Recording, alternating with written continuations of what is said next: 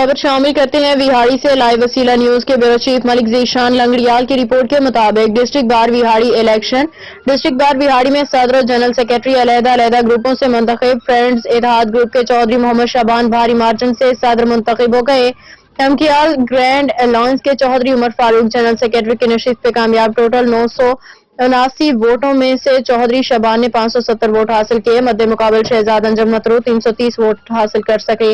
General secretary کی نشست پہ عمر فاروق نے 334 ووٹ حاصل کیے۔ مد مقابل طیب کمبو 193، راؤ زاہد جبار 168 جبکہ عاصم جان 198 ووٹ حاصل کر سکے۔ نائب صدر کی سیٹ پہ فیصل ڈوگر 432 ووٹ لے کے کامیاب۔ مد مقابل منیر چنر 414 ووٹ حاصل کر سکے۔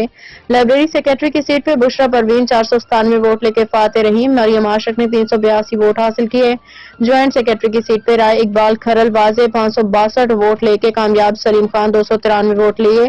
ایڈیٹر کی نشست پہ عامر اقبال، فیصل محمود بٹی کامیاب۔ سیکرٹری فائنانس پیر اکرام اللہ تارڑ جبکہ مجلس عاملہ کے 10 ممبران پہلے ہی بلا مقابلہ کامیاب ہو چکے ہیں۔